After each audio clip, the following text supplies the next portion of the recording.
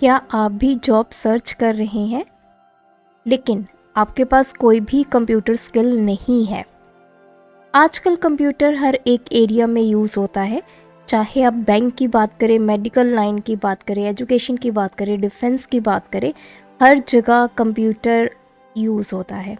तो आपके पास कोई ना कोई ऐसी कंप्यूटर स्किल होनी बहुत ही ज़रूरी है जिसकी हेल्प से आपको कोई जॉब मिल सके।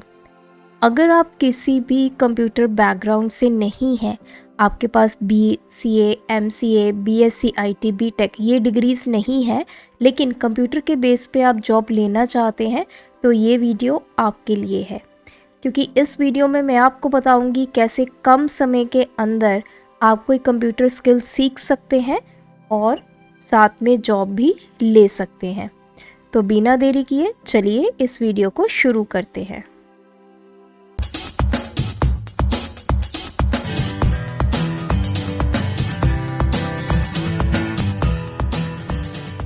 जैसा कि आप स्क्रीन पे देख पा रहे हैं, इस कोर्स का नाम है CCC। बहुत सारे लोगों ने इस कोर्स के बारे में सुना होगा, लेकिन बहुत सारे यूज़र्स ऐसे भी होंगे जिन्हों को ये कोर्स के बारे में कुछ नहीं पता। तो इस वीडियो में मैं आपको बताऊंगी ये कोर्स है क्या, इसको कर लेने के बाद आपको क्या बेनिफिट मिलेंगे, कहाँ से आप करेंगे, क्या एलिजिबिलिटी रहने वाली है, क्या सिलेबस रहने वाला है। पूरी डिटेल में मैं आपको इस कोर्स के बारे में बताऊंगी, क्योंकि ये कोर्स कर लेने के बाद आप किसी भी कंप्यूटर जॉब के लिए एलिजिबल हो जाएंगे। बहुत सारी वैकेंसीज ऐसी निकलती हैं जैसे कि कंप्यूटर ऑपरेटर या फिर कंप्यूटर असिस्टेंट। तो इन जॉब्स के लिए आपके पास एक कोर्स का होना बहुत ही ज़रूरी है। तो इस कोर्स को कर लेने के बाद आप इन सभी वैकेंसीज के लिए अप्लाई कर पाएंगे। तो इस वीडियो में हम ये देखेंगे CCC कोर्स क्या है, इसे कहाँ से करना चाहिए, क्या एलिजिबिलिटी रहेगी, ड्यूरेशन क्या है, फीस स्ट्रक्चर क्या है, सिलेबस क्या होगा, एग्ज़ाम कैसे लिया जाता है और एग्ज़ाम देने के बाद जो पासिंग परसेंटेज है वो कितनी होनी चाहिए। एक एक करके पॉइंट्स को डिस्कस करते हैं। सबसे पहले CCC, इसका फुल फॉर्म है course on computer concept. Computer में यूज़ होने वाली जितने भी हमारी चीज़ें हैं, जो बेसिक चीज़ें हमें पता होनी चाहिए, वो सारी की सारी इस कोर्स में अवेलेबल हैं। कोई भी नॉन टेक्निकल फील्ड का बंदा इस कोर्स को इजीली कर सकता है। ये कोर्स जो है आपका निलाइट के द्वारा बनाया गया है और इसका एग्ज़ाम भी यही संस्था लेती है, national institute of electronic and information technology. ये गवर्नमेंट ऑफ इंडिया की तरफ से एक ऐसी संस्था है जो आपको ये कंप्यूटर कोर्स करवाती है। ये कोर्स कर लेने के बाद आप किसी भी गवर्नमेंट जॉब के लिए या फिर प्राइवेट जॉब के लिए एलिजिबल हो जाते हो। अब बात करेंगे एलिजिबिलिटी की कि इस कोर्स को कौन कर सकता है। देखिए, अगर मैं एज की बात करूं तो इसकी ना ही कोई मिनिमम एज है ना ही कोई मैक्सिमम एज है। अदरवाइज़ हमने मोस्टली देखा होगा जब भी आप कोई किसी उसमें एडमिशन लेते हैं या फिर कई कोर्सेज ऐसे होते हैं जिसमें मिनिमम और मैक्सिमम एज आपकी डिफ़ाइन होती है, लेकिन ये कोर्स ओपन है, किसी भी उम्र का व्यक्ति इस कोर्स को ईज़िली कर सकता है। अगर आप 8th क्लास में हैं, आप 10th में हैं, 12th कर रहे हैं, अंडर ग्रेजुएट हैं, पोस्ट ग्रेजुएट हैं, कोई जॉब कर रहे हैं, कोई भी कैटेगरी में आप फॉल करते हो तो आप इजीली इस कोर्स को कर सकते हो। एलिजिबिलिटी के बाद बारी आती है कि इस कोर्स को कहाँ से करेंगे, कहाँ पे अप्लाई करते हैं। तो ये मैंने यहाँ पे लिंक दिया हुआ है http://student.nilite.gov.in। आप सीधा अगर www.nilite.gov.in आप गूगल में सर्च करते हैं तो आपको निलाइट की वेबसाइट ओपन हो जाती है। उसमें फर्दर आपके पास बहुत सारी ऑप्शंस आ जाती हैं। उन ऑप्शंस में जाकर स्टूडेंट के एक ऑप्शन मिलेगी, उसमें आपको ये कोर्स देखने को मिलेगा। पूरी कोर्स की डिटेल्स आपको यहाँ पे मिल जाएंगी।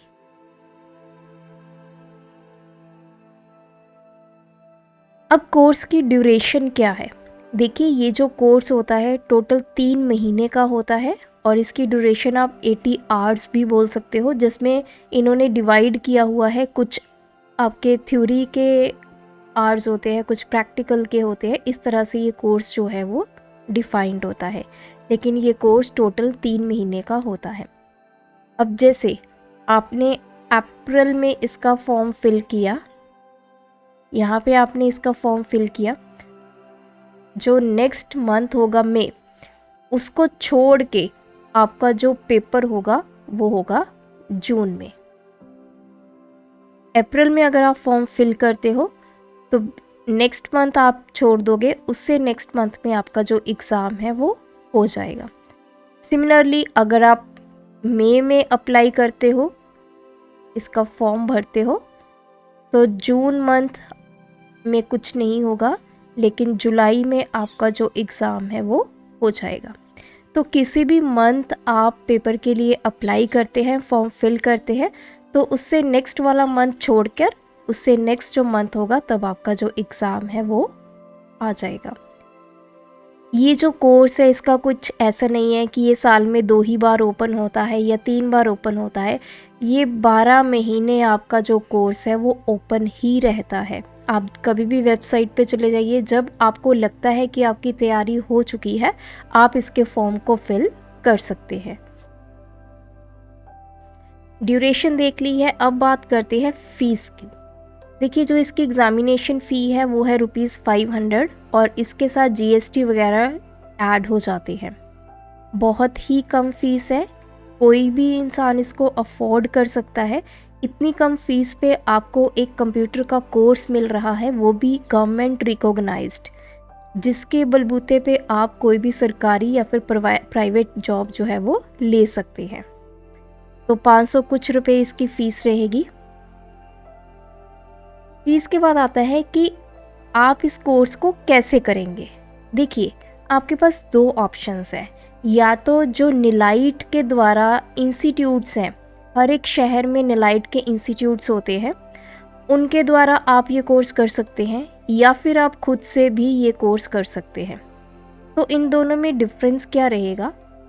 अगर आप किसी इंस्टीट्यूट से करते हैं तो आपका सारा का सारा हिसाब किताब वो इंस्टीट्यूट वाले रखेंगे। कब आपने फॉर्म फिल करना है, कब आपका एग्ज़ाम होगा, एग्ज़ाम के बाद कब आपका रिज़ल्ट आएगा, कब आपका एडमिट कार्ड आएगा, कब आपका पासिंग कार्ड आएगा, तो ये सारी जिम्मेवारी इंस्टीट्यूट की हो जाती है। वहीं पे बात करें डायरेक्ट में आप खुद जिम्मेवार होते हो सभी चीज़ों के लिए। आपने खुद से ही देखना है कि आपने कब अप्लाई करना है, कब आपका एडमिट कार्ड जनरेट होगा, कब आपका एग्ज़ाम होगा, कब आपका रिज़ल्ट आएगा, तो सब कुछ आपने खुद ही ध्यान रखना है। तो कोई भी ऑप्शन आप ऑप्ट कर सकते हैं। अगर आपको ये नहीं पता कि आपके स्टेट में कहाँ पे निलाइट के इंस्टीट्यूट्स हैं, तो आप निलाइट की वेबसाइट पे चले जाइए, वहाँ पे लिस्ट आपको मिल जाएगी जहाँ जहाँ पे निलाइट के इंस्टीट्यूट्स हैं, तो आप वहाँ से भी इस कोर्स को कर सकते हैं। अब बात करेंगे सिलेबस की। देखिए, यहाँ पे मैं बड़ा ही आपको सिर्फ चैप्टर वाइज सिलेबस बता रही हूँ। डिटेल में सिलेबस में नेक्स्ट वीडियो में ज़रूर डिस्कस करूँगी। जो फर्स्ट चैप्टर रहने वाला है इंट्रोडक्शन टू कंप्यूटर, जिस पे आपकी सारी की सारी चीज़ें कवर हो जाएंगी, कंप्यूटर की जनरेशन्स कवर हो जाएंगी, कंप्यूटर के रिगार्डिंग जितनी भी इंफॉर्मेशन है वो इस चैप्टर में आपकी कवर हो जाएगी। सेकेंड चैप्टर है ऑपरेटिंग सिस्टम पे। ऑपरेटिंग सिस्टम, उसकी प्रॉपर्टीज़, कितने टाइप्स का होता है, ये सब कुछ आपको सेकेंड चैप्टर में मिलेगा। थर्ड चैप्टर है आपका MS वर्ड। वर्ड में कैसे काम होता है, क्या शॉर्टकट कीज़ हैं, ये सारी डिटेल आपको इस चैप्टर में मिलेगी। फोर्थ चैप्टर है स्प्रेडशीट के ऊपर, जिसको हम MS एक्सेल भी बोलते हैं। जो हमारी MS एक्सेल है वो एक स्प्रेडशीट है। एक्सेल में कैसे आप फॉर्मूलाज अप्लाई कर सकते हैं, कैसे आप चार्ट्स बना सकते हैं, ग्राफ्स बना सकते हैं, तो ये सब कुछ रहने वाला है। चैप्टर नंबर 5 है आपका प्रेजेंटेशन के ऊपर, पावर पॉइंट। आप पावर पॉइंट कैसे क्रिएट कर सकते हैं, 2D एनिमेशन कैसे बना सकते हैं, 3D एनिमेशन कैसे बना सकते हैं।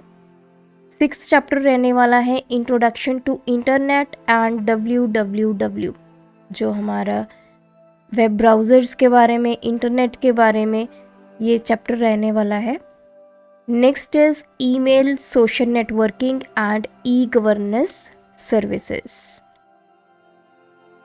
चैप्टर नंबर 8 में आपका digital financial tools and applications, and last chapter में आपको मिलेगा future skills and cyber security.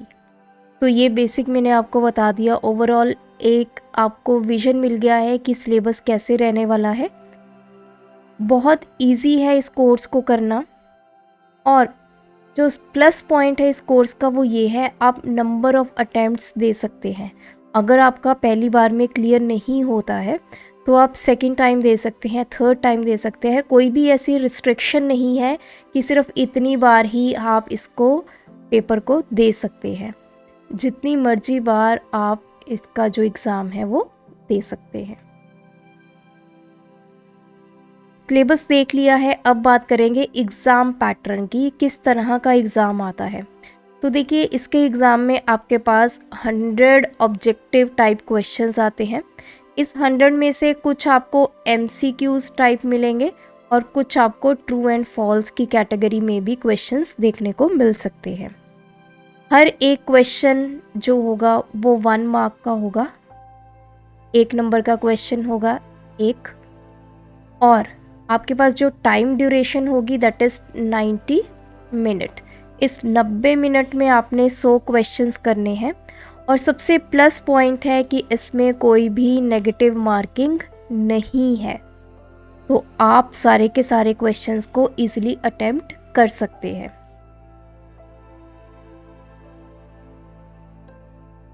अब देखिए, बारी आ जाती है पासिंग परसेंटेज की, कि इस पेपर को क्वालिफाई करने के लिए आपको कम से कम कितने मार्क्स चाहिए। तो 50% आपको मार्क्स लाने होंगे इस पेपर को क्लियर करने के। 50% मीन्स 100 में से कम 50 क्वेश्चन आपके सही होने चाहिए। अगर 50 क्वेश्चन आपके सही हैं तो आप ये पेपर जो है वो क्लियर कर लेंगे, अदरवाइज़ आपका ये पेपर क्लियर नहीं होगा। तो अगर आपके बिलो 50% मार्क्स हैं तो आपको जो ग्रेड मिलेगा बाद में दैट इज़ F, फेल। 50 से लेकर 54% है तो D ग्रेड में आपने इसको पास किया। 55 से लेकर 64% के बीच में आपके मार्क्स हैं, मतलब 55 से लेकर 64 के बीच में आपके मार्क्स आ गए हैं, तो आपका जो ग्रेड रहने वाला है दैट इज़ C। 65 से लेकर 74 के बीच में मार्क्स है तो ग्रेड होगा B।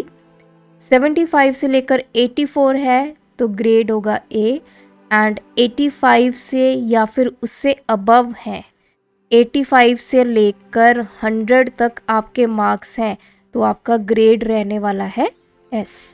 तो ये हमारे हैं पासिंग परसेंटेज और क्या क्या ग्रेड्स आपको मिलने वाले हैं। बहुत सारे व्यूअर्स के माइंड में ये क्वेश्चन होगा कि हमारा जो रिज़ल्ट है वो कितने टाइम बाद आता है।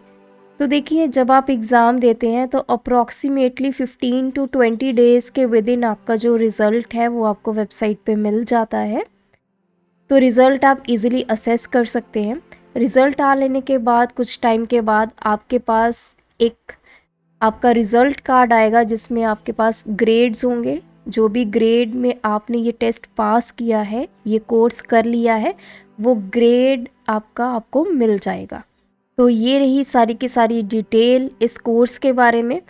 अगर इसके अलावा आपके पास कोई और क्वेरी है तो आप मुझे कमेंट करके ज़रूर बताइए। ऐसी और वीडियोस देखने के लिए चैनल को सब्सक्राइब कर लीजिए, वीडियोस को लाइक कर दीजिए, शेयर कर दीजिए। Thanks for watching this video. Keep supporting us.